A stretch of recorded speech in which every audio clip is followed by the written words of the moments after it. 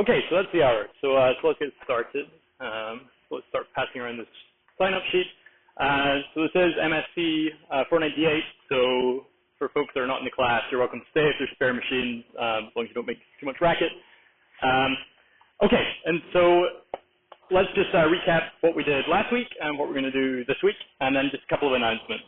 And so last time we finished up MATLAB, and so we finished up sort of module 1 of the course, which was introducing you to computational materials science and engineering, Bash and MATLAB, to give you all the skills necessary to actually do all of the computational software packages, execute the project, have a sort of understanding of some statistical analyses you can do with your output. And so we're all now sort of working on the project, and that will sort of give you the capstone skills you'd need to actually run computational materials science and engineering software. Okay, and so today we're going to embark on some DST. And so the first module of the course, if you remember, we were going to start at the very smallest length scales, using software packages, and eventually build up to sort of continuum length scales. And so we're going to start with some electrons. And so has anybody, or raise your hand if you've taken any form of sort of quantum mechanics class before?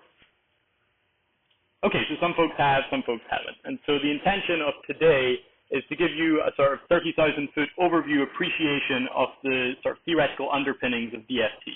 And so if you only get 25, 50% of this, that's absolutely fine, but we can't run code unless we understand the theory behind it. And so the idea is a little primer to get people up to speed as to what actually DST is, what the heck are we calculating.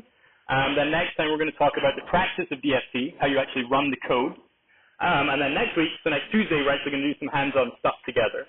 And so I'm going to go through the theory. Some of it's going to be pretty complicated because that's the nature of quantum mechanics. As Werner Heisenberg said, I hate it and I wish I'd never invented it. And so unfortunately, that's just the way quantum mechanics is. There's no way to make it super duper simple, although I've tried my best. And so ask me questions if you get stuck, if you don't understand something I've said. But basically, I'll try and highlight what I think the important things are for you as a computational materials engineer to run the code. You didn't appreciate all the minutiae of the theory, but if you can understand some basic concepts, that will then allow you to run the code and make some intelligent predictions with the code. Does that sound okay? So don't get scared of the theory. If you just get some of it, I'll try and highlight the important stuff. So that's the plan. Okay, and then just some announcements. And so the introductory material science class is running, starting at 12:30, and they ask all the faculty for material science to go along and just introduce themselves to the new freshmen. So some of you may remember this. It's MSE 182. It's Paul Broughton's course. And so I've got to go there from 12:30 till about 12:45, 12:50. And so office hours, you're going to have a slightly delayed start today. But then I'll be around after that. So if I'm not in my office at 12:30, that's why I'll be there around 12:50. Okay, and then just adhering to the syllabus. So due on Thursday at 11:59 p.m., you have three things. You have the quiz for Module 1. You have Project 1A, which is Bash, and you have Project 1B, which is MATLAB. And so please try and submit those via Compass. There's like a Dropbox electronically there. You can dump your PDFs into and any other ancillary files you want to submit. If Compass is not playing nice, just send me an email. That's also absolutely fine.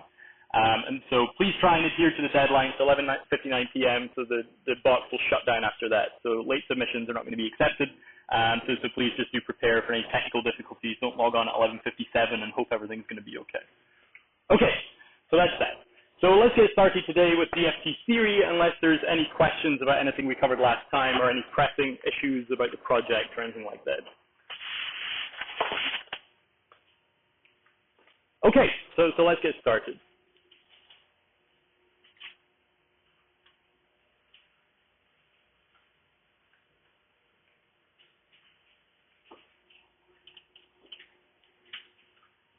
Okay, so Module 2, quantum mechanics. So this is the principles and theory. So let's orient ourselves. So I'm going to use this diagram at the beginning of every new module. And so I'm showing you sort of length scales in computational materials science and engineering and time scales, and where the methodology that we're going to use, the physics that we're going to employ that's being coded into our software package is actually active. And so we're looking at down here. And so we're looking on length scales sort of 10 to the minus 12 to 10 to the minus 9. That's a little large. So sort of nanometers to picometers. And we're looking at sort of femtosecond time scales. And so the current computational hardware we have today, at this level of theory, we can't really go to any longer time scales or length scales. And so we're sort of stuck in this little box here, which is great for all the details. But if you're really interested in big systems or sort of longer time scales, you're going to need to pick a different physics.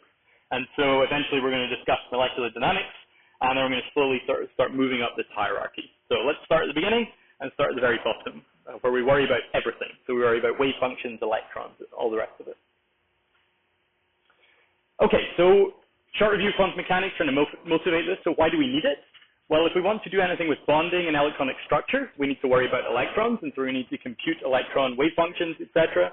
If we're worried about sort of electronic, magnetic, and optical properties, if that's what you're interested in, electrons play a vital role in those processes. So if we ignore them, we're never going to be able to capture that. And so we need to use quantum mechanics to do that. And sort of any sort of chemistry, we need electrons. So sharing of electrons, transfer of electrons, that's sort of the fundamental underpinnings of chemistry. If you forget about electrons, you can't sort of mimic bonds correctly. And so we'll see what we do when we go up to classical mechanics and molecular dynamics. But if you want to treat things properly, you need to worry about electrons. Okay, so the standard model of matter, which we all sort of believe as people living in the 21st century, is that matter consists of atoms, so that's the Dalton hypothesis. And so they consist of sort of these massive nuclei, which are the protons and neutrons, and they're surrounded by electrons, which come in sort of two flavors, we like to think of them. There are the core electrons, and then there are the valence electrons, which are the guys that are actually involved in bonding with other atoms. And so this is a concept you may have heard of, which is sort of vital underpinning of quantum mechanics, is wave-particle duality. And so it's the whole idea that electrons, because they're so light, can actually be treated as waves or particles. As things get much, much heavier, they tend to have much more particle character. But down at quantum level, things can be sort of interchangeably described as particles and waves. And this is nicely encoded in Planck's uncertainty principle. And this is sort of a property of a wave, so it's a wavelength, and this is a momentum, which is sort of a property of a particle. And the product is always equal to approximately h. And so this is the whole idea that if the more accurately you know the position of your electron, the less accurately you know its momentum, and vice versa. So this is the uncertainty principle I'm sure you're all familiar with. And so what it all boils down to is Erwin Schrödinger came up with this time-dependent Schrödinger equation. So this describes the dynamics for all times of electrons in a particular field. And so let's just take this apart a little bit. We're never going to have to write this down or do any theoretical analytical solutions, but it is going to underpin all the codes that we're going to run next week. And so we better understand a little bit about it. And so this is the wave function, and so this describes where the electron lives in space. And this is conventionally given the symbol psi. Del squared operator times psi plus this prefactor. This is the kinetic energy part. So it turns out that this operator tells you what the kinetic energy of your electron is. It just turns out that that's a fundamental truth of quantum mechanics. This is the field, the field that the electron lives in. And so this is typically the field felt by all the ions and all the other electrons that are in the system. That's sort of like the potential energy part of the equation. And this is the time-dependent part on the other side. So it's basically a partial differential equation where you have the wave function by dt on the right here, this sort of imaginary time stuff we're never going to worry about. And then you have the kinetic and the potential terms on the left-hand side. So if we could plug into this equation the current positions of all the electrons and all the ions in the entire universe and run this forward in time, we would be able to, in sort of the concept of Laplace's demon, be able to predict the future and past of the entire universe. So of course we can't do that, it's far too complicated, so we have to make a whole bunch of approximations, which we're going to discuss now. But this is sort of the fundamental truth that we believe underpins the entire universe as we know it, and now we need to try and use that to solve some useful things, which is going to involve approximations. So let's just take a look at a couple of simple solutions of the Schrödinger equation, just get a feeling for sort of what this looks like when we can solve it exactly for some very simple examples. So if we have a free particle just living in sort of an infinite universe, the solutions of the Schrödinger equation are plane waves. This is just sines and cosines moving through space. And so it just tells you how the electron is moving through space. Turns out it moves like a sine or a cosine wave. Very simple. And so we're actually going to use this a lot in our DFT calculations. And so this is the equation for a plane wave. And so it's the complex form. You take the exponential I wave vector times position. You can break it out using the sine-cosine identity into sines and cosines. So it's nothing to be scared of. It's just a very compact way using the imaginary number I of representing sines and cosines. Nothing more than that. And this is the phase. And so you can be in and out of phase. And so that's all that part is doing there. And this is the energy of the electron. If you're able to solve the Schrödinger equation, you get psi, so you get the wave function. You plug psi into the equation, and you get the energy. So set d by dt is equal to 0. You get the equilibrium solution, the steady-state solution, and you get the associated energy. These are the energy levels that the electron can live at, and this is the wave function associated with the electron. So nothing to be scared of there. If you go a little bit more complicated, you do a harmonic oscillator. So now the electron's not just living in a completely vacuous infinite universe, but you have some sort of potential that's maybe holding the electron down. So basically a harmonic spring. And so if you solve the Schrodinger equation, you get a different solution. You get some decaying exponentials and some Hermite polynomials. And so this is just a different solution to the Schrodinger equation, and they're going to be different energy. So you can sort of see that we're building up to eventually we could define a potential according to the nucleus of an atom, and then we could solve for the electrons orbiting around the atom. So that's the idea of solving the Schrodinger equation for atoms and molecules. It just gets horribly complicated really, really quickly. And then you may also have heard of the Born approximation, where you square the wave function and that gives you the probability of where the electron lives. And so places where the wave function is very high, if you take the square of it, you get a big number, and that means there's a very high chance the electron lives there. Places where the wave function is very small, you take the square of that number, it's a very small number, there's a very low chance the electron lives there. So there's a very clean interpretation, so the Born interpretation, that was the word I was looking for, of the wave function. So don't be scared of it. It's just a mathematical construct that we use to predict where the electron likes to live in a probabilistic sense. Okay, and so there's just some pictures of some of the values of the energies for different solutions to the harmonic oscillator. So they just look like sort of decaying sines and cosines. So this is the lowest energy state, so the ground state. The electron really likes to live at the center of the potential, and it is less likely to be found far away. In this one, there's a node in the middle, so there's zero probability of observing the electron bang in the middle. It tends to exist just slightly either side of the potential, and then decays to zero as you go away. So just some solutions, just to get a feeling for the Schrodinger equation. And then the final example, well, penultimate actually, that we're going to look at is an infinite square well. So you may have solved this if you've taken an intro quantum class. And so this now says the electron lives in a box. There's nothing happening until it hits the walls, and then there's an infinite potential. So it can't exit the box. It's called a particle in a box solution.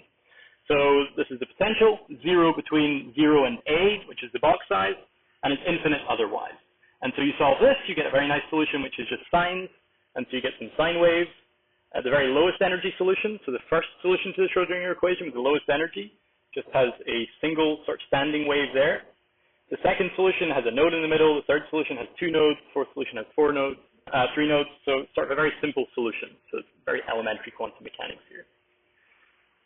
And then if we get sort of a little bit more complicated, let's look at a metal surface. And so the electron is happy to live here. There's no potential here. Then it hits the metal surface, and instead of saying there's an infinite potential, we say there's a finite potential. So it's a slightly more complex example. If you solve the Schrodinger equation, you get plane waves inside the metal and exponential decay outside the metal. And so we're going to think about this a little bit somewhat later in the course.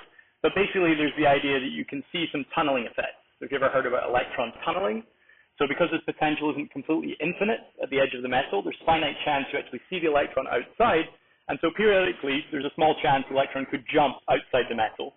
So if two metals are close enough, and they have to be super close because this distance is very, very small typically, electrons can tunnel from one to the other. So just a nice sort of trying to make a connection with a concept you may have heard of. Okay, so we're never going to solve the Schrodinger equation. We're just trying to give you a feeling for how one might solve it. So this is starting to get a little bit more towards atomic orbitals, so things that you may have seen nice pictures of, which we're going to show you in the next slide. So what happens if we solve the Schrodinger equation instead in spherical coordinates? So why would we ever want to do that? Well, it turns out it's the easiest way to describe atoms, because atoms are a nucleus in the middle, and the electrons orbit the nucleus.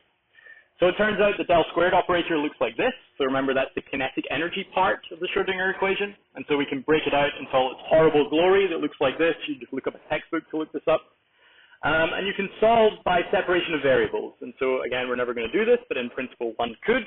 And so you break the wave function solution into a radial part and an angular part, and you can solve for that. And so this is what the Schrodinger equation looks like under separation of variables. And the only reason I'm telling you this is because you can make these beautiful pictures like this. So I'm trying to connect to your existing knowledge of quantum mechanics that electrons like to live in orbitals. And so if you're solving for the radial solution number 1, it turns out there's only a single angular solution, and so you get this nice s orbital, for the first s orbital there.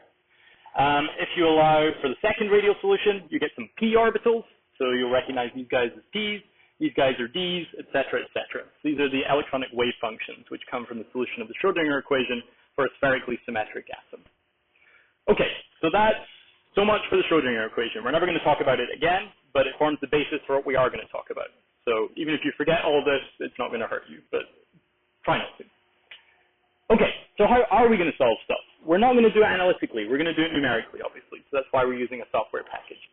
And so it turns out that instead of solving things analytically, a nice way to do it is to develop a basis set and solve it in that basis set. So if you've ever done any sort of Fourier analysis, it turns out that a nice way to analyze some periodic functions is to pick a basis of sines and cosines and sort of expand your solution in those sines and cosines. So it's basically the same idea here. We're just going to pick what we think to be a nice basis, and then we're going to try and solve the Schrodinger equation in that basis to get the wave function.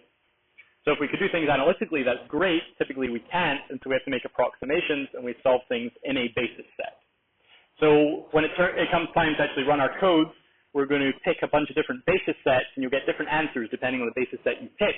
But you hope that you pick a good enough basis set that things don't change as you go to more and more complex ones. So that's the idea. Pick a nice basis, and hopefully you'll get a reasonably converged solution. Okay, so let's take this as our basis. So far we're going to keep things very general, and they're just going to be some orthogonal wave functions here. And we're going to take prefactors, combine these guys together in a linear combination, and that's going to give us our approximation for our wave function. So what this reduces to is just finding coefficients. So if this was a bunch of sines and cosines, we could just find the coefficients of those sines and cosines to get the best approximation within that basis for our wave function. Okay, so if you plug into Schrodinger, this is what it looks like. So this is the operator that I showed you on the left-hand side, which has sort of the potential, the kinetic energy, and this is the energy, the d by dt equals 0, so the steady-state solution for the Schrodinger equation. So we can go through like this. It turns out you can expand things in nice matrix formulations, and this is all built into codes, and so you never have to do this by hand. And basically it comes down to solving for these coefficients. So solving the Schrodinger equation in a basis. That's all I want to convey with this. Okay, so the first important concept. So even if you don't remember all the math, this is an important concept that we are going to use. And so the variational principle. And so it turns out that even if you don't pick the right solution to the Schrodinger equation, you can get an answer. So imagine you were just super smart and you could guess a wave function. So you guess a wave function for your system. You plug that into the Schrodinger equation. You're guaranteed by the variational principle that the energy that gives you is never going to be lower than the true energy. So we have the true wave function solution, which nobody knows. It's sort of maybe completely inaccessible or even unknowable, but that exists. It exists in sort of this Platonic sense, and there's some energy associated with it. If we just guess a wave function, we're always going to get a higher energy. So that can be proven. So why is that useful? Because it means that we can refine our wave function guesses, and we can make the energy go lower and lower and lower. And so we think that we're converging towards the correct energy. So that's important because we're never going to find an energy that's lower. So every time you get a lower energy, it means you've got a better guess. And so it provides you a way to optimize your wave function. It's a very powerful thing to be able to do. So let's illustrate this for the hydrogen atom. And so let's guess this wave function. And so we're going to guess that it's this exponential. And so there's some free parameter out front, and some free parameter is the argument of the exponential. We're going to plug it into the Schrodinger equation to compute the energy. And so this is the operator here, which we're going to expand in the next slide. And this is just normalization. So our wave function, if we understand the square of the wave function is the probability, that better equal to 1 because the electron's got to be somewhere. And so we need to normalize our wave function. So that's where this guy comes from. So let's see what happens. So we need to calculate these three things: the normalization, the kinetic energy operator, and the potential operator. And so this is just the potential for a hydrogen atom. It's just the coulombic potential of the single proton in the middle. And so don't worry about all this math. You just run through all this stuff. We're never going to do this. I'm just providing you the background for what we're actually going to use code for. And so if we plug this through, we get the following result. And so we get the following expression for the energy as a function of alpha. And so C has gone away because it just turns out that it's a normalization constraint. And so this says this is the energy of the electron orbiting the hydrogen atom as a function of alpha for your guess for the wave function. And so we want to set this equal to the smallest value possible. And so you take the first derivative set to 0, and it says pick alpha equal to 1. And so under the ansatz that your wave function is just a single exponential, the variational principle has told you, you should set alpha equal to 1 in order to get the lowest possible energy. So that's the best possible single exponential solution for the Schrodinger equation. Now, there might be even better solutions or much more complex functions, but this is the best one under that functional form. Okay, does that sort of make sense to everybody? So this idea of the variational principle is very important. We're never ever going to do any of this math, but I'm just trying to illustrate the concept of variational principle. Yeah, question?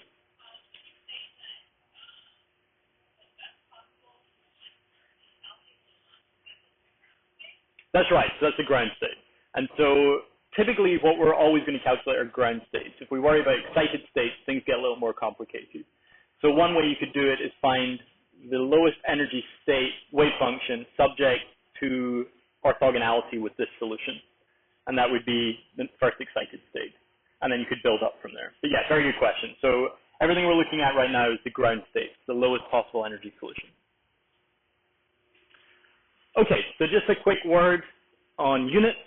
And so I think I've posted this actually in the project. I've actually have a table there that tell you what units we're going to use.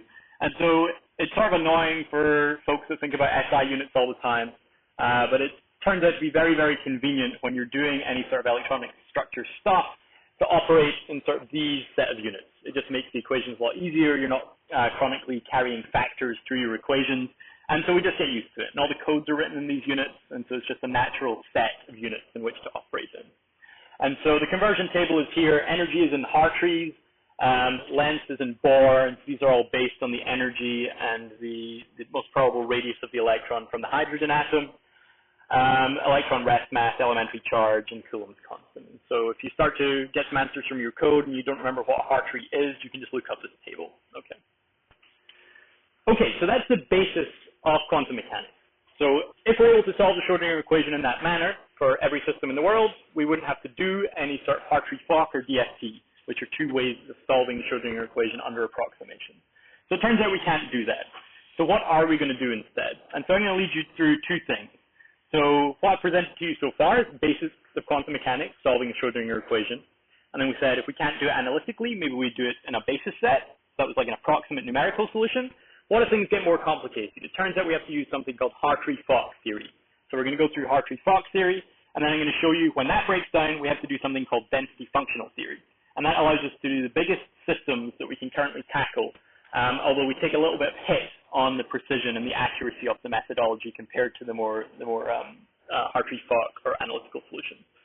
So basically what I'm trying to do in this lecture is lead you through from the very basics of quantum mechanics through to DFT, and DFT is the thing we're actually going to run next week. So I need to explain to you why we need DFT, I need to explain to you how we run DFT, and then we're actually going to run DFT next week. So that's sort of the agenda for today. Okay, so are there any questions so far? The reason I'm doing this is that I feel if I just introduce DFT just straight off the bat, it just makes zero sense. And so I feel like we have to sort of build up gradually, even though we won't be using these things directly. So please just bear with me. I think it's a useful sort of way to introduce this. Okay, so this is the Schrodinger equation for many electrons. And so it turns out that this big problem in solving Schrodinger equation is the fact that there's more than one electron in any sort of interesting system. So hydrogen atom, fine, we can do that. We can actually do it with pencil and paper. If you're interested in a metal, if you're interested in a molecule, there's more than one electron. That's why things are interesting. And it just makes things really, really hard. And we're going to see why it's hard. So this is the left-hand side of the Schrodinger equation. This is the operator. So we have the kinetic energy part. We have the ion potential. So this is due to the nuclei. And then we have the electron-electron interaction. And this is just the Coulombic interaction between the electrons. This bottom part, the denominator, just says how far apart are the electrons, and then we just take the Coulomb potential between them. So very, very simple. And then on the right-hand side, we have the steady-state solution to the Schrodinger equation, which is the energy. So if we were able to solve this exactly, that would be great. We would have the position of all the electrons in their ground state. We would have the wave function. Really nice. It's a problem, though. So let's look at the iron atom. So iron has 26 electrons. And so the wave function has 3 times 26, which is 78 variables, because every electron has an x, y, and z coordinate. So, okay, maybe that sounds okay. That's not too many variables. We're all smart engineers. We can solve this thing on a grid. So let's do that. Let's pick a grid with 10 points along each direction. This is where the problem hits. To store the wave function would require storage of 10 to the 78 different numbers. Each number, if we store it in single precision, is 4 bytes. And so compare that to 10 to the 21 bytes of total data that is extant in the world today. And so in order to solve this on a grid, would require many, many, many orders of magnitude more data than currently exists in the world. So this is not going to work. We can't do a grid solver. Grid solvers fail immediately because of the curse of dimensionality. So the simplest thing doesn't work. So what do we do? So back in sort of the beginning of quantum mechanics, when people were starting to think about solving these things, this chap called Hartree came up with this idea of, well, let's make our life simpler and solve things as if the electrons were all independent. So horrible assumption. The electrons are not independent. But maybe we can solve the Schrodinger equation for each electron in turn, pretending that it didn't know about the existence of any of the other electrons. And maybe that provides a nice baseline system that we can then fix up somehow in order to put the electron-electron interaction back in. So this turned out to be a reasonable thing to do. So we assume the electrons move independently of each other, and each electron moves in an effective potential that consists of the attraction of the nuclei and the averaged out interaction of all the other electrons. So we pretend all the other electrons sort of average out, they make this nice field that our tagged electron sort of moves in. So you can see that we're going to have to solve this self-consistently, because we're going to have to worry about each electron in turn, what field it makes, and the interaction sort of cascade from there. So this is known as the Hartree method. And so the many-body wave function just reduces to a product of single-body wave functions. So super simple. It's very nice because it's factored. And so instead of having this big horrible wave function that's a combined function of all the electron positions, we just have a factored wave function where each of these is independent. So really nice. It makes our lives really simple. So it turns out that the Schrodinger equation reduces to this if you make that assumption. And so it turns out you get the kinetic part, the ion potential, and then the electron-electron part comes into so-called Hartree potential. That's just what comes out as the mass if you plug in that trial wave function. And then you get the energies on the right-hand side there. And so this is a picture from 1934 where Hartree and Meccano actually built a differential analyzer for £20, which was pretty expensive then. And this is actually able to use vacuum tubes and do all this crazy stuff to actually solve the Schrodinger equation under the Hartree approximation. And so this is kind of amazing. It sort of lived on this benchtop, and it was able to make an accuracy compared to chemical experimental data of about 2%, which was pretty cool. And so for certain substances, for other substances it failed horribly, but for some things it did pretty well. And so, you know, this is where the code that we're eventually going to run was sort of born, if you like. So this is the hardware on the first sort of computational material science and engineering. So this is a cool picture. Okay, so what's the problem? And so the problem with the Hartree approximation is the electrons are uncorrelated. So each electron only feels the average field of all of its friends that are moving around the molecule or the metal with it. And so whenever people introduce quantum mechanics, they love to have this pair of pictures here. So this picture on the right is sort of a time-lapse picture of cars going down some mountain landscape. And so you can see the tail lights are all sort of smeared out. And so that's like the electrons are uncorrelated. It's some average field of electrons. Whereas what we really want is the electrons to be correlated. When we're in city traffic, we don't bump into other cars because we have correlated motion with them. If somebody's parked in front of you, you don't go forward and bump into them because you correlate your motion with them. And that's what we really want with the electrons. We want them to know the instantaneous positions of all their buddies so they don't bump into one another. Because if they were to bump into one another, we would get singularity in the Coulomb potential, which is sort of unphysical, so we don't want that. So that's what we're trying to build in. That's the next step of complexity beyond Hartree theory, is to build in some correlation. So this is making sense to everybody so far? Anybody got any questions? Okay, so stop me, stick your hand up if anything I say doesn't make sense. So like I say, I don't want you to understand the minutiae. If you can just understand the thread of the story, and then really the DFT stuff is when we really have to start worrying about the details a little bit more. Okay, so Hartree then paired up with a chap called Fock, and they came up with this Hartree-Fock method. So we have Hartree method, then we have Hartree-Fock method, where we actually start to worry about this correlation a little bit more. And so what's missing in the Hartree approximation?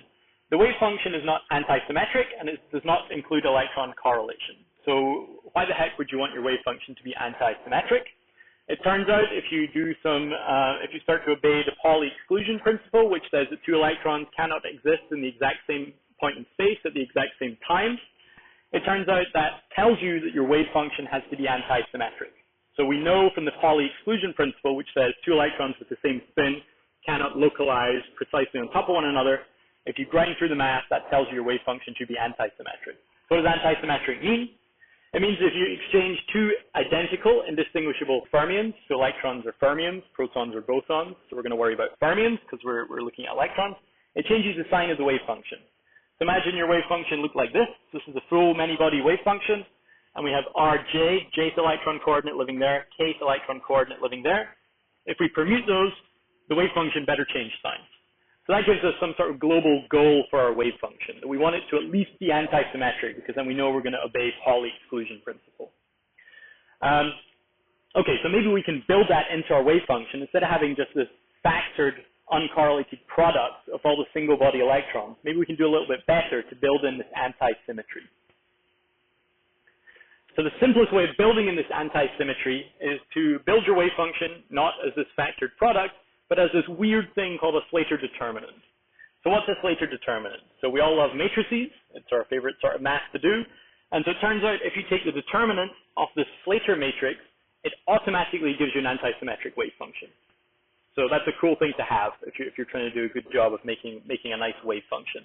And so basically, we just put all the single particle wave functions in the columns. So baby psi 1 down here, baby psi 2 down here, all the way to baby psi n. And then sort of along the rows here, we have R1, so electron 1, and electron 2, all the way to electron n. And so it turns out if we take the determinant of this guy, we get an anti-symmetric wave function. So don't worry about it. It just turns out it's a good thing to do. Okay, so let's plug this trial wave function into our Schrodinger equation. So let's recall, Hartree said, let's take the many-body wave function and just factor it into a product of single electron wave functions, plug it into the Schrodinger, and I can solve it with my differential analyzer on my tabletop. Hartree-Fock says, let's make this Slater determinant approximation for our wave function, plug that into the Schrodinger equation, and let's solve that, because now the wave function is anti-symmetric, and so that's going to guarantee us we obey Pauli exclusion. Two electrons with the same spin cannot sit on top of one another. So our answer should be better. So our energy should be lower. By the variational principle, it should be closer to the true energy.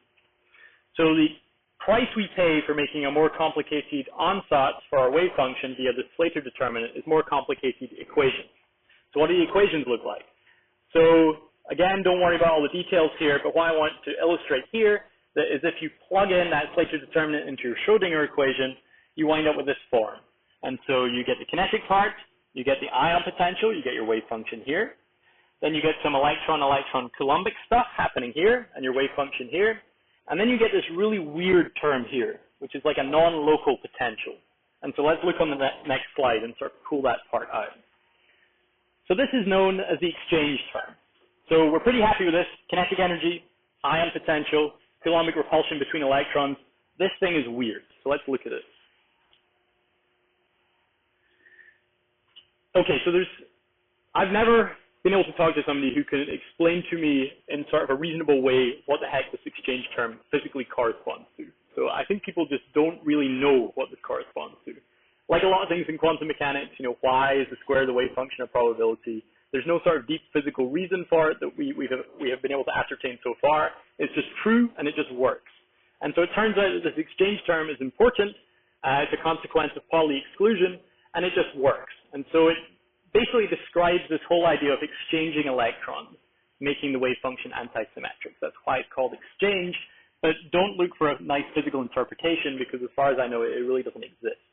And so what we basically have here is that, let me go back one slide, and you'll see in all the other terms, the wave function sort of appeared on the outside of the operator. And so that's something nice because it tends to reduce to like an eigenvalue problem.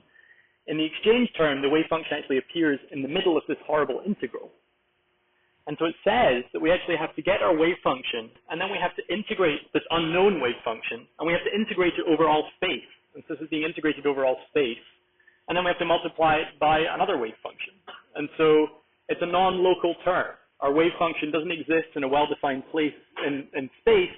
We have to worry about integrating it over formally the entire universe. So of course it will, decay and it won't exist more than a few sort of picometers or nanometers from our center of our system. But formally, we have to worry about all these non-local interactions. So it's horrible. So it can't be written in this nice form. Instead, it's of this horrible non-local form. Okay, so again, we're never going to worry about this. We're never actually going to do any calculations of this. But this is starting to get to the heart of why quantum mechanics is hard numerically, because we have this horrible non-local potential. Okay, people start comfortable with this idea. Really, I'm just trying to show you that it's weird and it's hard. Okay. Oh, yeah, question.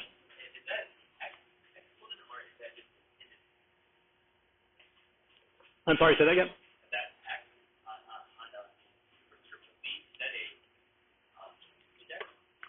Yeah, so the X on the V.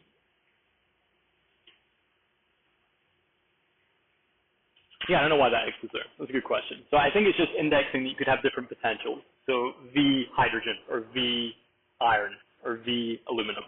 I think that's what that's intended to index. So it's the ion, oh, I know what it is. It's X for exchange. So it shouldn't be a curly X, it should just be a letter X. So it stands for exchange V. So if we were to break all these guys out, we would have sort of V kinetic, then we'd have sort of V ion, then we'd have V, this is known as Hartree, or V Coulomb, and we'd have V exchange. So that's what it is. Yep, good question. Okay, so the exchange potential is horrible. And so it turns out when we actually do DFT, we worry a lot about the exchange potential, and we have to make some approximations, of course, for the exchange potential. And so I'd like you to appreciate that when we run our DFT code, we're going to have to make some approximations and use some numerics to actually capture the exchange. This is where it comes from. This is really what exchange is. And so when we're running our code, we have some sort of physical appreciation for what the heck we're doing. We're not just tweaking knobs and running it and seeing what happens. So we worry a lot about exchange in DFT, and this is the genesis of that term. Okay, so that's Hartree-Fock. So we're not going to use Hartree-Fock. We're going to use something else. But let's see the successes and failures of Hartree-Fock. So it's pretty good for atoms. It doesn't have any self-interactions. That's a problem. The electron doesn't interact with itself. Excuse me. So that's good because electrons don't interact with themselves. In some formulations, electrons do interact with themselves. And you have to correct for it later. So that's a success.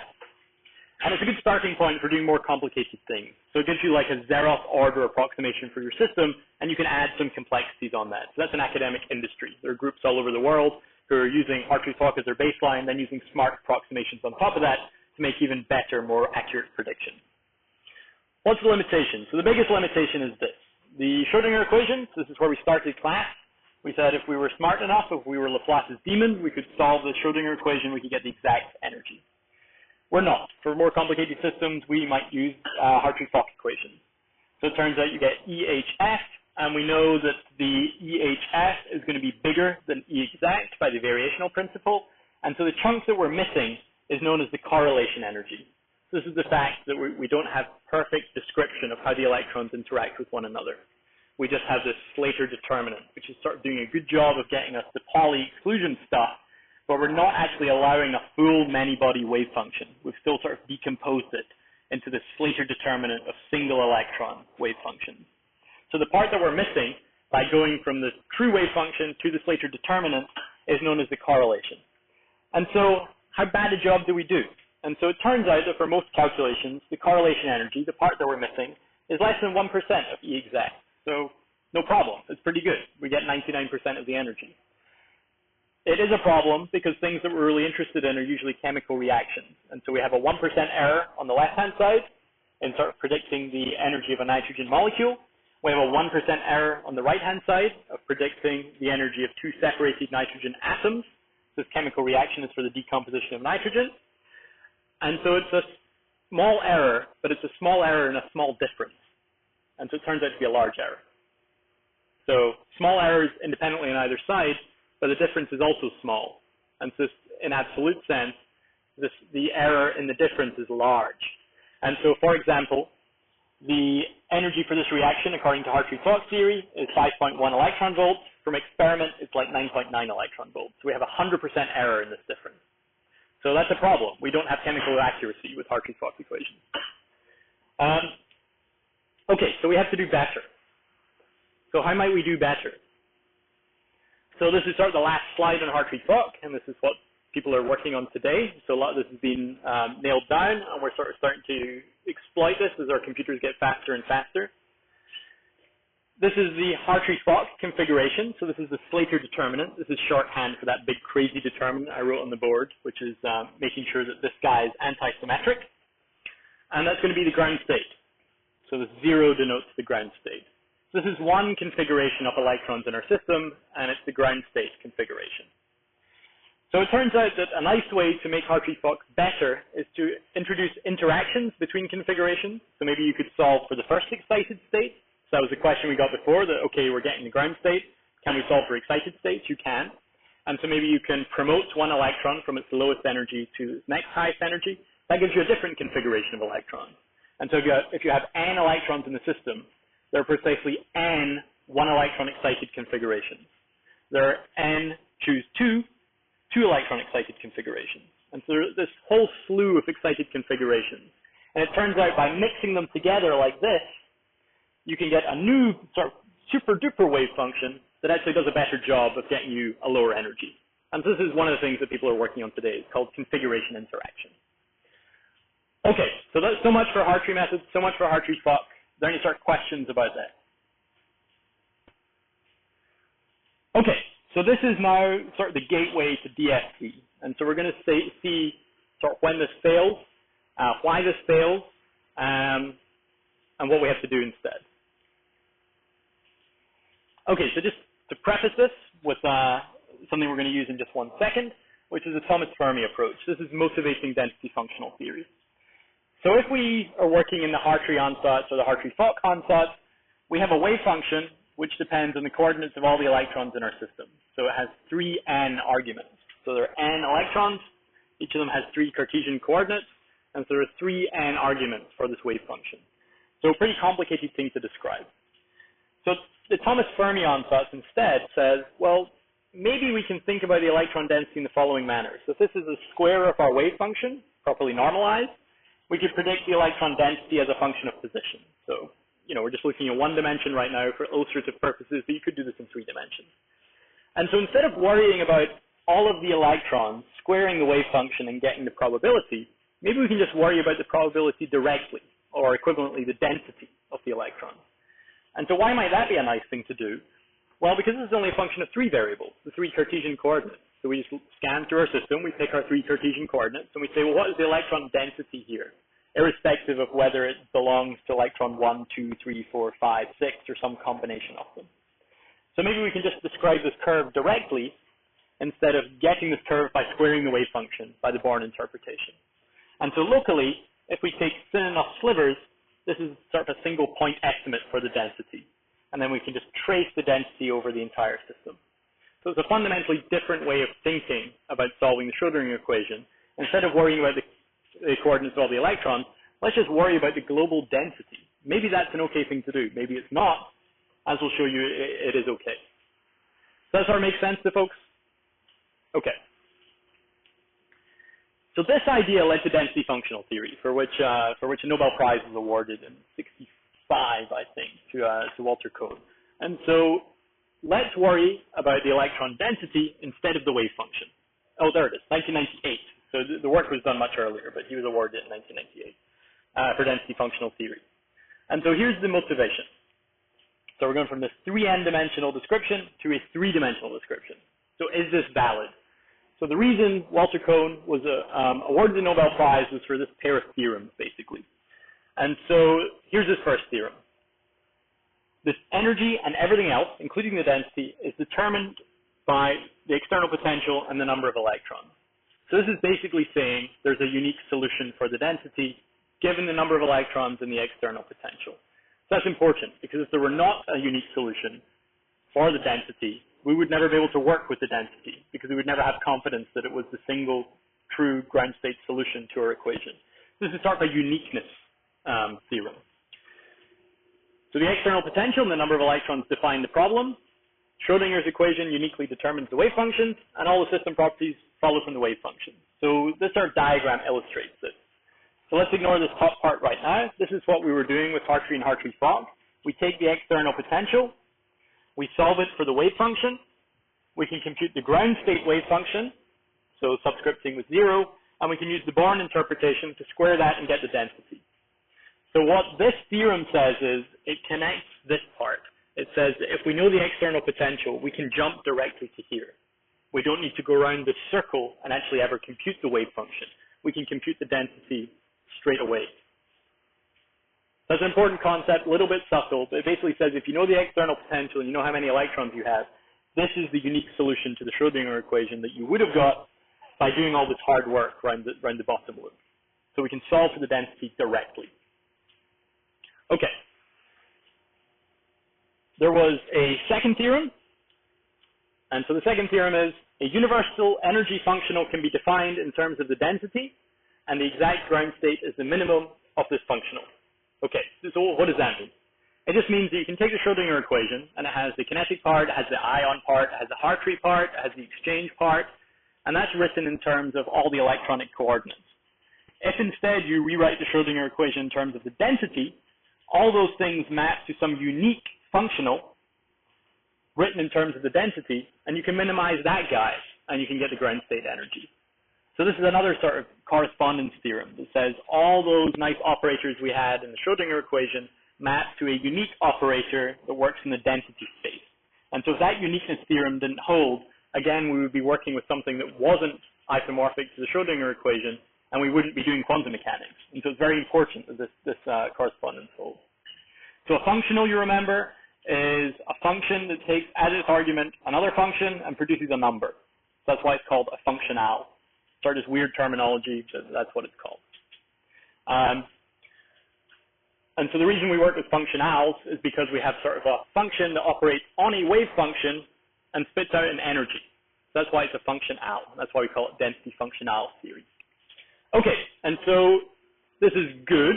And so the second Hohenberg-Cohen theorem said we can take the kinetic energy operator, the external potential, the electron-electron, and the exchange stuff, and we can sort of build it all into a single functional of the density, and we can minimize this guy, and that gives us our best approximation for the ground state energy. So that's the second Hohenberg-Cohen theorem.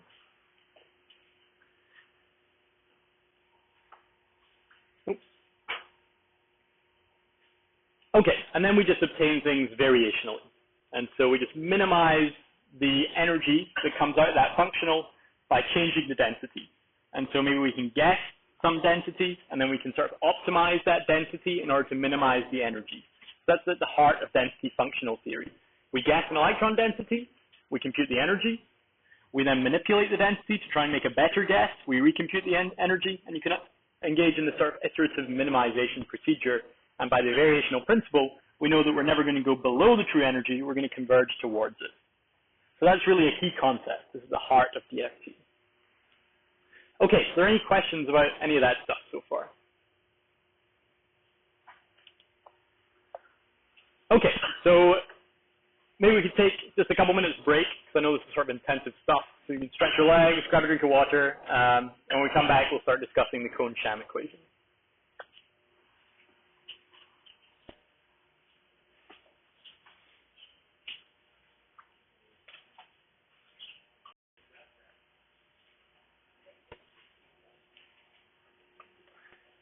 Okay, so maybe we'll start talking about Cohen-Sham equations. So what we're going to do now seems a little bit funny. It seems like we're taking a step backwards, but bear with me. So Hohenberg and Cohen said, let's not worry about all the electronic coordinates. Let's not worry about wave functions at all. Let's just worry about the density. It turns out we can rewrite the Schrodinger equation in this manner. And so that we can have this functional that depends on the density, and we can predict the energy, and then we can variationally optimize it, and we always know we're going to converge more and more towards the ground state energy. So that was the whole idea. So then Cohen-Sham came along and said, well, how are you going to do this, guys? How are you actually going to solve for this density? Are you just going to guess a density over a grid or something like that? And so Cohen and Sham said, let's apparently take a step backwards and start worrying about wave functions again. So that seems like a weird thing to do. We've gone through all this trouble of trying to get rid of the wave function. But let me explain to you what they did. So Cohen and Sham said, we know that by the Born interpretation, we take the square of the wave function and we get the density. So why don't we treat all the electrons independently in the same way as Hartree did way back in the day, and we take the square of that wave function, those wave functions, add them all together, and we get the density. So why would one want to do that? Well, there are two reasons.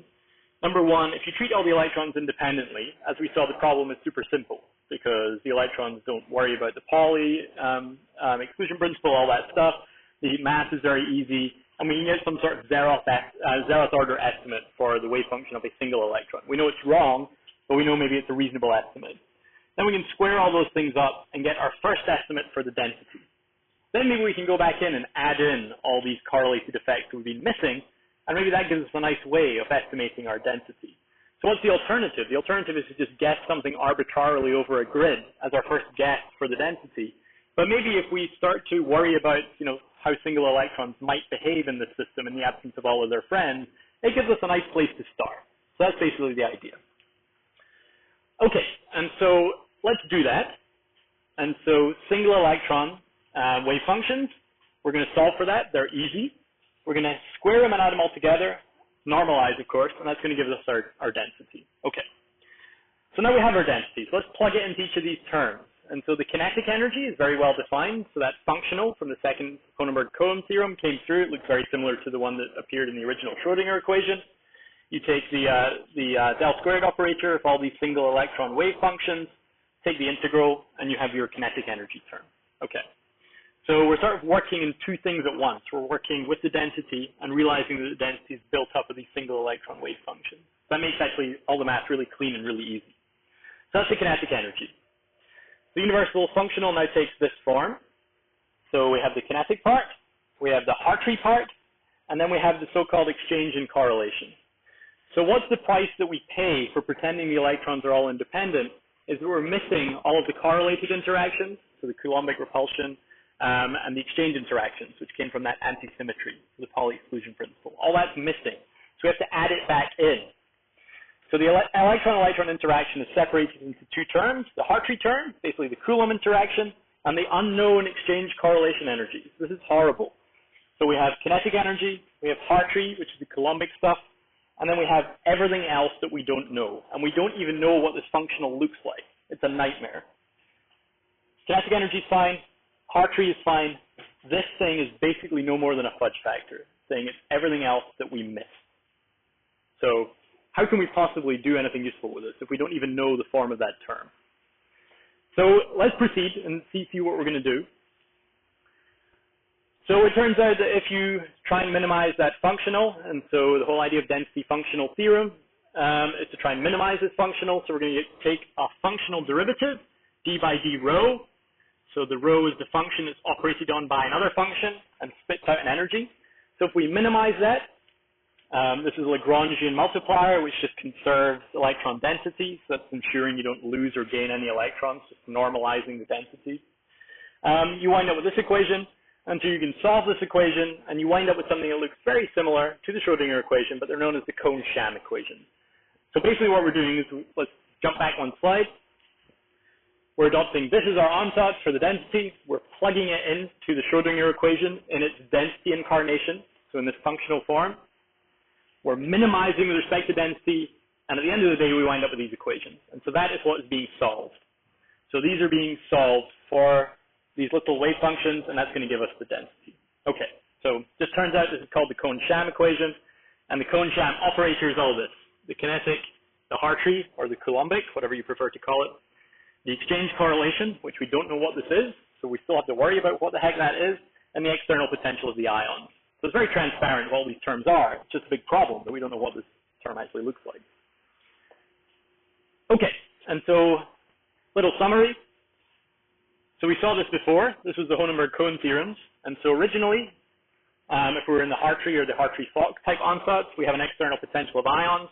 We solve for the wave functions of the Schrodinger equation. We can pick the lowest one, the ground state one, from which we can get the density. Cronenberg-Cohen theorems 1 and 2 said you don't have to go around this loop. You can jump directly to here. There's a unique functional that you can write purely in terms of the density that obeys the variational principle. And there's a density that's a unique solution given this external potential. So you can jump directly here. Great. Cohn-Sham then came along and said, well, okay, so you can start with your external potential, but then maybe you don't have to solve for the many-body wave function. You can solve for the independent electron wave functions. You can stick them all together, and then you can get the density that way.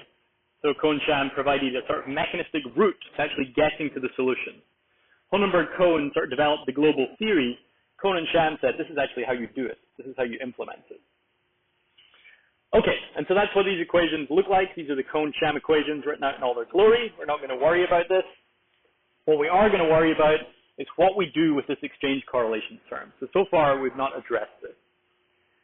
Okay, and so we're very lucky here at Illinois. In the physics department, some of you may know David Sepperly, who's one of the most sort of famous people working today in sort of molecular dynamics and quantum mechanics. Nowadays, he does mainly sort of kinetic Monte Carlo stuff. But back in the day, he worked with another very famous person, Bernie Alder, who was the first person to ever do a molecular dynamics simulation. We're going to talk about him in the next module. So two extremely eminent physicists. And there's this paper that they wrote together is one of the highest cited papers ever. And it's actually implemented in all current density functional theory codes today. Is this work that they did way back in 1980. So really influential paper. So what did they do? So they said the following. We don't even know what this exchange correlation term looks like. So maybe we can just numerically approximate it. So what's the simplest thing one could do? So we could solve the Cohen-Sham equations, ignoring this exchange correlation term, and figure out what energy we get out. So we solve the Cohen-Sham equations, we pretend the exchange correlation is precisely 0, and we get some prediction for our energy. We can then go back in and solve the exact same system using a more advanced theoretical technique, which we're never going to talk about, which is called quantum Monte Carlo. And quantum Monte Carlo is much more intensive than density functional theory. It's super expensive. You can't do much more than very small systems, although with the Blue Water supercomputer, that's becoming less and less true every day. But then you can compute the energy of your same system with this more advanced theory and also compute an energy. So you have your Cohen-Sham DFT energy with exchange correlation absent. You have your exact energy with this higher level of theory that you think is a pretty good approximation for the true energy of the system. And then you can compute the difference. And so if you can compute the difference, you know what you're missing. And so you know what the value of your exchange correlation term should be numerically for that one particular system. So that's something you could do, but that doesn't really gain you anything because it means that you always have to apply this higher level of theory and this lower level of theory to the same system to compute how badly you did with your lower level of theory. So you've not really gained anything. So then what they said, well, okay, we can predict a sort of generalized form of this exchange correlation functional as a function of density. And so it's known as the local density approximation. And so what they did was they looked at electron gases at different densities, so just free electrons. Maybe they said, well, maybe you can just treat your system as sort of a cloud of free electrons. So you zoom in on your system of iron atoms packed together in a metal, and at a particular point in space, there is a particular electron density. And maybe that electron density in that very restricted region of space sort of just looks like an electron gas. You know, because you're looking at such a small region of space, you can approximate it as being a uniform distribution of electrons. If you can do that, then you can predict the exchange correlation functional as a function of density. You solve your Cohen-Sham equations, you get your estimate for the density, then you go in and you look at the density every point in space and you fix it up with the exchange correlation corresponding to that density of the electron gas. You'll then get a new wave function, and a new Cohen-Sham wave function and a new density. And so you'll need to self-consistently solve this thing because this exchange correlation is a function of the density and the density is the thing you're solving for. Okay, so said a different way, this is the density of the electron gas. So this R is basically the average value of the radius that each electron lives in, the sphere that each electron lives in. So very large values of R, you're a very rarefied electron gas, just electrons living in a gaseous state. At very small values of R, you're very condensed and compacted. At each point, they computed the quantum Monte Carlo energy, so a really good approximation to the true energy of the system, and then the energy by sort of DFT with this exchange correlation interaction missing. So now what you can do is you can trace along here, figure out what density you're interested in, and pick out the value of the exchange correlation you need to plug into your equation at that particular density to fix up your missing interaction. So does that start clear to everybody? So they have now developed a numerical prescription to go in, and let me go back one slide, 2 slides, 3 slides, to fix up this guy. So you know your density as a function of position in your system from your first estimate for the density, then you can go in and fix it up with this missing interaction. Of course, that's now going to change your density, so you have to resolve the equation self-consistently, but you can loop round and round and round until you converge, and you believe that you have a final answer. Okay, so that's the whole idea of the local density approximation. You just look at your solution for the density. On a local level, perhaps you can treat stuff as just a uniform electron gas, and that tells you how to fix up the exchange correlation interaction. Okay, so pretty simple. Any questions about that? Okay, so when it comes to actually running your code, one of the things you're going to have to do is figure out how you're going to treat this exchange correlation interaction. And so the simplest way to treat it is by the local density approximation. You just say, what is the density at this point? Let's have the code look up separately in Alder's paper, figure out what value of the exchange correlation we need to use, and just dump that into our equation. It's a very simple thing to do. So it turns out if you do that, it actually works pretty well. So this whole idea that you can locally treat electrons as just a uniform gas is not so horrible. It actually works okay. So of course we know it doesn't precisely behave as a uniform gas because there are ions and other electrons and all this other crazy stuff happening. But maybe it's okay. And so it turns out that actually if you do density functional theory using the local density approximation for your exchange correlation functional, you correctly predict the energetic order of all the phases of silicon. So that's no mean feat. That's a pretty complex thing to do. And it's sort of amazing that density functional theory with this simple exchange correlation can actually do that. And so if you compress it, so you're going up in pressure here and you run density functional calculations at different pressures, you predict the correct order of phases, and then as you decompress, the same thing happens. And so pretty cool that you can actually predict all those crazy silicon phases using this relatively simple approximation for exchange correlation. So it really does work. Okay, so sometimes it doesn't work. So this is the local density approximation. What if we want to do a little bit better?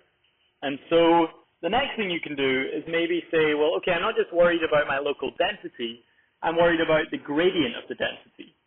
So maybe I know the density of electrons in this particular piece of space, but I also know how quickly the density is changing. So maybe if I'm sort of far away from all the ions in my system, it's sort of this very nice sort of region of space where we're very far away from all of the nuclei. Maybe the density is not changing very much, but then close to the nuclei, maybe it's fluctuating very quickly. So maybe I can incorporate that into my predictions. So a knowledge of not just the local density, but how quickly the density is changing. So I think the way that I think about this is like a Taylor expansion. It's like taking the next term in a Taylor expansion. So you worry not only about the value, but the gradient. And so this is known as the generalized gradient approximation. And so this does a little bit of a better job. And so start foreshadowing what we're going to do in our DFT calculations using quantum espresso. You might compute the energy and the wave function and the density profile for a system using the local density approximation. Then you might recompute it using the generalized gradient approximation. And if these things are similar, you know that maybe you've converged. If they're very different, you might be worried that you actually are not doing things correctly. You need to go to even more complex exchange correlation functionals. So that is one dial that you can tune in your DFT calculation, is the way that you treat exchange correlation. So you can go even higher. So you can go to this thing called meta GGA. You can do these other things which are hybrid density functionals. And so these codes are all typically people's names with the exception of these two. This is local density approximation. This is generalized gradient approximation. This is Purdue-Wang 91. This is Purdue, Burke, and Eisenhoff. So if you get into the DFT literature, you see all these horrible acronyms for exchange correlation, and nobody really remembers what they stand for, but just don't be scared of it. It's just jargon. You can look it up on the internet. The most important ones are local density approximation, GGA, and then everything else is sort of beyond that. Okay, and so these are things you're going to be able to choose as you run your DFT calculation. And there may be reasons for choosing one versus another. So let's just recap what we've said. And so we are using density functional theory in order to avoid solving the many-body electron problem. If we do that, we can describe everything in terms of a density functional. The price we pay for describing things in terms of a density functional is that we don't know what the exchange correlation really looks like. And so we need to fix that up empirically. And we have a bunch of methods that we can do that. And they actually work pretty well. And so using this framework, we can now tackle systems that are really pretty large and contain lots of electrons and predict things to pretty good accuracy. So it has a very firm theoretical footing. The big approximation comes in at the exchange correlation level, but we have ways to treat that. So in practice, how is one going to start run a density functional simulation? And this is foreshadowing the lecture next time, which we're going to talk about actually putting all this stuff into practice. So one trick that is frequently used, and so we could run density functional theory right now using what we've learned, but there are a bunch of tricks that make it actually more efficient. So the first trick, and this is something we're going to use, is to remove the tightly bound core electrons. So we have an iron atom, there are a bunch of bound electrons that live in the core electrons that don't participate in bonding or any chemical reactions, and then there are the valence electrons around the outside. So maybe we can sort of split the system up into core and valence and sort of implicitly treat the core electrons while explicitly treating the valence electrons. So in doing that, we've reduced the complexity of our calculation because we're not explicitly treating the electrons that just sit and orbit the nucleus and don't really do very much. And so that makes things a lot easier for our computational solutions.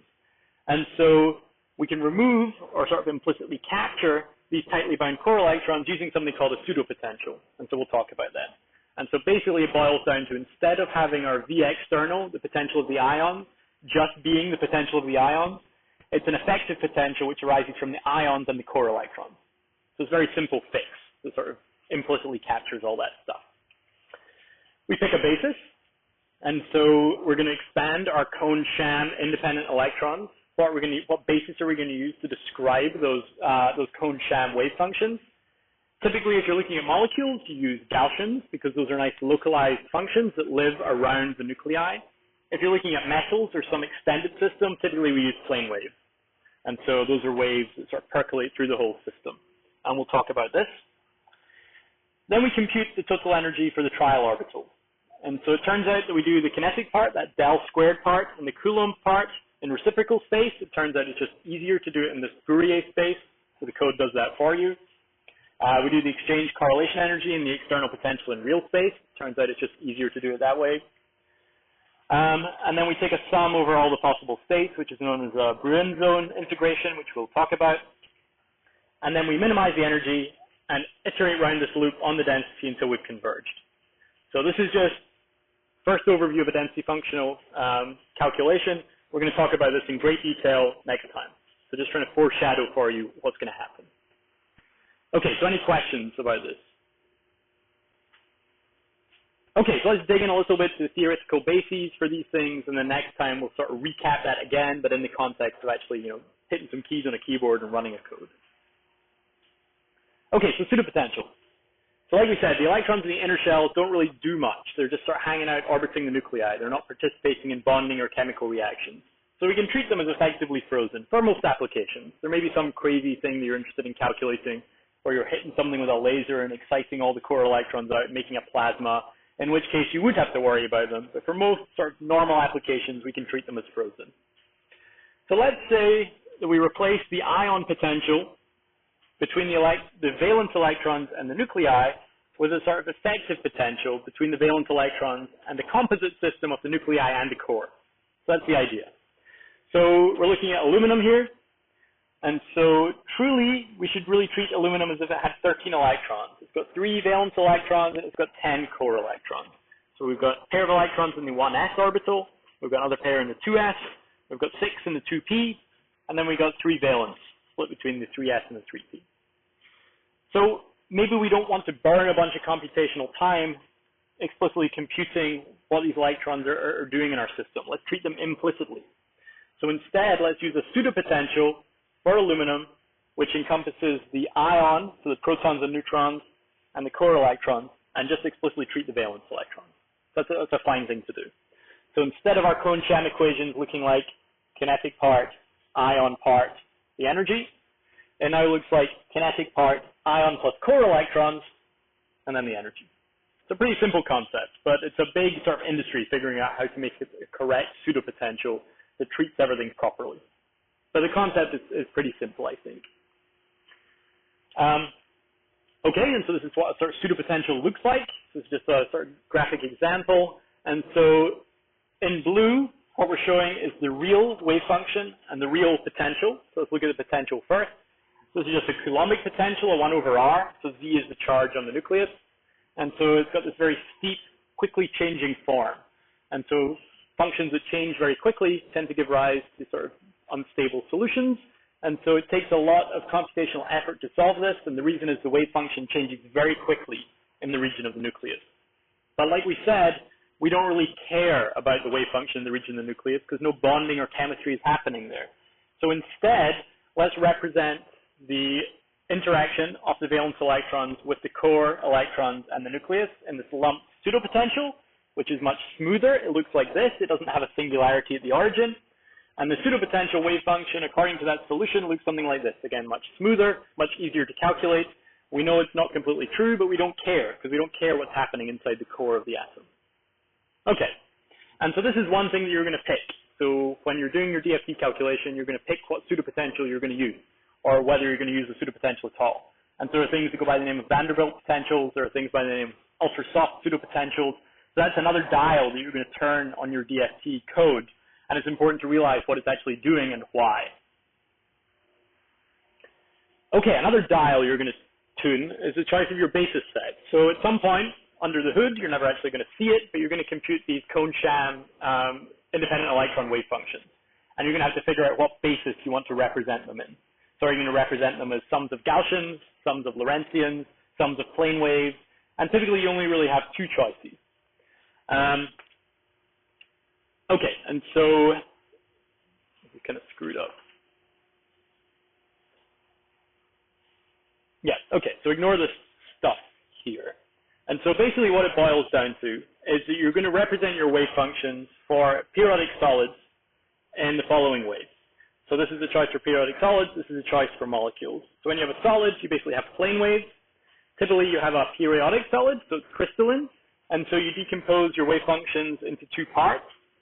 There are the plane waves, and then there's this periodic function which has the periodicity of the lattice. So that just says you're guaranteeing your wave functions obey the translational periodicity of your crystal, which is a good thing to do because it means all you need to worry about is the single fundamental cell of your crystal, so one unit cell, and let's just compute the wave function there, and we're guaranteeing that in our infinite system, our formally infinite crystal, we obey this translational symmetry. That's all that's happening there. So it's nothing to be scared of. It's just normal plane waves with this extra part bolted on that makes sure we obey the periodic symmetry, the translational symmetry of the crystal. So that's what you choose when you have a solid, an extended system, plane waves with this periodic part here. When you have a molecule, you pick something that's nice and localized like Gaussians. That's typically your two choices. Okay, and then we're going to talk about K-point sampling, so don't worry about that right now. And then what one typically wants to do is make sure our basis set is big enough such that our answer no longer depends on its size. So if we pick a basis set with size K, we want to make sure our answer doesn't change. We pick a bigger basis with size K plus 1 or K plus 2 or K plus 3. So we have to make sure that we're converged according to our basis set. And we'll talk about that a lot. So let me just start demonstrate this graphically for a particular crystal. And so how can we possibly localize electrons if we have sines and cosines? So we know electrons like to live around the core of the nuclei, even though we have an extended crystalline solid. How can we do that if we only have sines and cosines? That seems like it should be impossible. It's not. This is how we do it. This is our plane wave basis set. These are our sines and cosines. This is the largest wave vector that we're going to pick. So the highest fluctuating Fourier mode is the right way to think about this. So we don't want to take this to infinity. We have to cut this somewhere because we want to do numerical calculation at the end of the day. So our basis set is finite. And this is the periodic part that just makes sure we're obeying the periodicity of the crystal. So let's look at how we actually get these electrons to localize.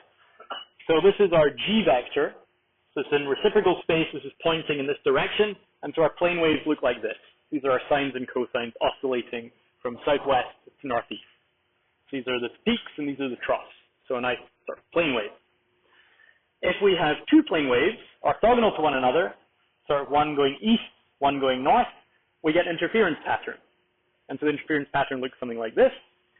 If we have three plane waves, one pointing this way, one pointing this way, one pointing this way, we get this interference pattern. And so you can start to see how by having interference between different plane waves, we can start to localize electrons. Because these are the peaks of the wave function, the square of it is large, we have high density. So there's high electronic density here, and there's low electronic density here. And so this combination of plane waves actually is a really good choice for a crystal, we can start to localize the electrons on the nuclei. So it works well. Okay, and so I think we'll finish there for today. And so we have about 5 slides left of the theory, and so we'll just finish that up at the beginning of next lecture, and we'll also start to talk about the praxis of density functional theory. So are there any questions before we break? Okay, so remember office hours are a little bit delayed today. Remember to get all that stuff handed in on Thursday. The notes for next time will be posted, and if we have time, we might actually start doing the hands-on, actually start running some code at last. And so I will post the walkthrough instructions if you want to look through the walkthrough. We can start working on that next time, potentially.